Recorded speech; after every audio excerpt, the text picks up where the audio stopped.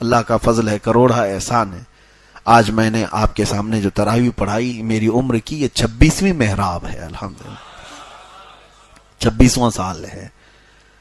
25واں سال میں نے سلور جبلی جیل میں منا لیا تھا، نہیں یہ 27واں سال ہے، پچھلے سال 26 تھا، 2024 میں جو ہم اندر تھے تو اس وقت 25واں سالانہ تراویح جو ہماری ہوئی، الحمدللہ وہ بھی چھوٹی نہیں تھی، ہاں کرمنلز کے بیچ میں بھی ہم نے تراویح سنائی ہے الحمدللہ۔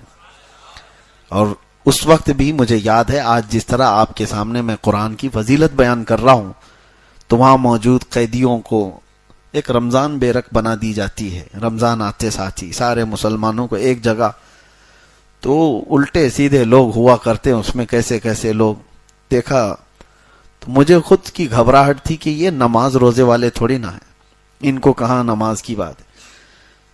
پھر بھی تراویح کے لیے میں نے کہا میں پڑھاؤں گا، تو سب پوری اسی طرح سے صفیں لگ گئی۔ اب مجھے یہ ڈر تھا کہ ایک پارہ پڑھنے میں پتہ نہیں کتنے غائب ہو جائیں گے اس میں بیچ میں سے۔ آج پڑھتا ہوں، کل سے ان کو شاید ہو سکتا ہے الم تر کیف والی تراویح پڑھنے کے لیے یہ بول دیں گے۔ میں نے کہا بہت لمبی ہو جاتی ہے، 1 گھنٹہ لگتا ہے ہماری تراویح میں۔ الحمدللہ آج بھی مجھے یاد ہے وہ بات، سارے لوگوں نے مل کر کہا سحری تک بھی ہم چاہے تو کھڑے ہو کے پڑھیں گے آپ کے ساتھ۔ قرآن آپ نے پڑھایا، اور پہلی مرتبہ کوئی جیل میں پورا قرآن پڑھا رہا ہے، اور اللہ تبارک و تعالیٰ کی وہ حکمتیں ہیں، وہ جس سے جہاں چاہے قرآن کی تلاوت کرواتا ہے، جہاں سے چاہے وہ قرآن کی تلاوت کرواتا ہے۔ اسی لیے قرآن آپ تلاوت کرو۔ ایک اور آخری بات میں بتاتا ہوں، کچھ چھپی ہوئی چیزیں ہیں جو آپ کو پتہ بھی نہیں ہیں، وہ ہمارے ساتھ بھی ہو سکتی ہیں، آپ کے ساتھ بھی ہو سکتی ہے۔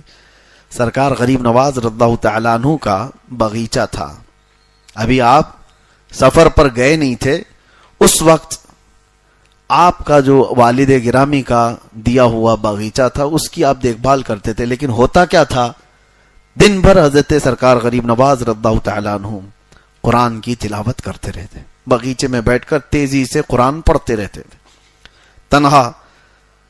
لیکن ان کے ساتھ ایک الگ معاملہ ہوتا تھا، وہ فجر میں جیسی آتے تھے تو باغیچے کی پوری صفائی کی گئی ہوتی تھی، سارے پتے جو جھڑے ہوتے تھے، کچرا جو بھی ہے وہ سب جمع کر کے کوئی اٹھا کر کے ختم کر دیا ہوتا تھا۔ تو سرکار غریب نواز رضی اللہ تعالیٰ عنہ فرماتے ہیں میں روز دیکھتا ہوں کہ کون خادم ہیں جو میرا کام کر کے چلے جاتے ہیں، باغیچہ پورا صاف کر کے چلے جاتے ہیں۔ دیکھا، آس پاس والوں سے پوچھا تو کوئی آتا نہیں ہے، لیکن باغیچہ صبح بالکل صاف رہتا ہے، پورا کچرا جھاڑا ہوا ہوتا ہے۔ تو ایک دن آپ تہجد کے بعد سیدھے آ گئے باغیچے کے اندر، فجر کی اذان اور نماز سے پہلے ہی، کہ دیکھتے ہیں تو جیسے آپ باغیچے میں آئے تو کچھ لوگ جھاڑ رہے ہیں اور کچرا جھاڑ رہے ہیں اور سب جمع کر رہے ہیں۔ تو سرکار غریب نواز پہچان لیے کہ کچھ لوگ ہیں ابھی میرے باغیچے کے اندر۔ تو آپ نے زور سے آواز دی کہ کون لوگ ہیں جو میری اجازت کے بغیر اندر آئے؟ تو کچھ لوگ چلتے ہوئے جھاڑو چھوڑ کر کے آئے، وہ انسان نہیں، وہ جنات کی جماعت تھی، وہ جنات کی جماعت تھی۔ قریب آ گئے اور کہا سرکار غریب نواز رضی اللہ تعالیٰ عنہ سے ہم ہیں جو یہ صاف کر رہے ہیں۔ تو آپ نے پوچھا کہ میرے باغیچے کی یہ خدمت کس لیے کرتے ہو؟ توجہ، جس کے لیے میں نے بتایا۔ جنات یہ کہتے ہیں کہ سرکار آپ روزانہ قرآن کی تلاوت کرتے ہیں جو بیٹھ کر کے یہاں پر، ہم سن سن کر کے اپنی تجوید درست کرتے ہیں، ہم کو قرآن پڑھنا آ گیا آپ کے بلند آواز سے، قرآن پڑھنے کی وجہ سے۔ تو آپ ہمارے استاد ہوئے تو استاد کے گھر کا یا باغیچے کا کچرا تو صاف کرنا یہ شاگرد کی شان ہے۔ تو میں یہاں یہ کہہ رہا ہوں قرآن پڑھو، تمہارے گھر کے بھی کام جنات کر کے چلے جائیں گے۔ قرآن پڑھو۔ اور کچھ لوگ تو موکل حاضر کرنے کے لیے پتہ نہیں چلے کر رہے ہیں، اور چلے کر رہے ہیں، ایک دن ان کا سر گھوم گیا تو پھر زندگی بھر گھوم جائے گا، کوئی جن اٹھا کے پٹک کے چلا گیا۔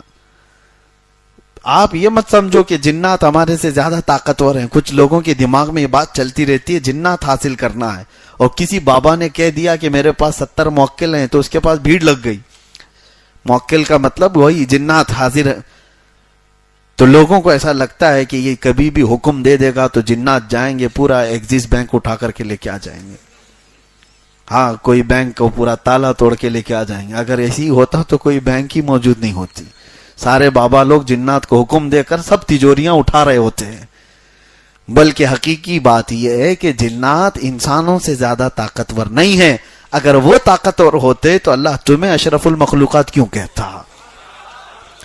اللہ تبارک و تعالیٰ نے انسانوں کو اشرف المخلوقات بنایا، اور وجہ یہ بھی ہے کہ اللہ تعالیٰ تمہارے سر پر تاج کرامت رکھا ہے. تو جنات سے افضل ہیں. لیکن بیچ میں نے بات اس لیے کی کہ آپ قرآن پڑھو گے تو جنات جیسی مخلوق بھی انسانوں کا ادب کرتی ہے. اللہ تبارک و تعالیٰ کہنے سننے سے زیادہ عمل کی توفیق عطا فرمائے. قرآن پاک جتنا ہم نے پڑھا ہے اس پر بھی عمل کی توفیق عطا فرمائے اور اسے سمجھنے کی توفیق عطا فرمائے. عبداللہ ابن مسعود رضی اللہ تعالیٰ عنہ فرماتے ہیں قرآن جب تلاوت ہوتا ہے تو اچانک آسمان سے فرشتے اترتے ہیں. اور پھر حضور نے فرمایا فجر کی نماز کے لیے آپ آتے ہیں، فجر کی نماز کے لیے حکم ہوا تھا کہ منہ اچھی طرح سے صاف کر کے مسجد میں آؤ. صحیح ہے، منہ کے اندر بدبو نہ آئے، اچھی طرح سے اس کو صاف کر کے آؤ. وجہ کیا ہے؟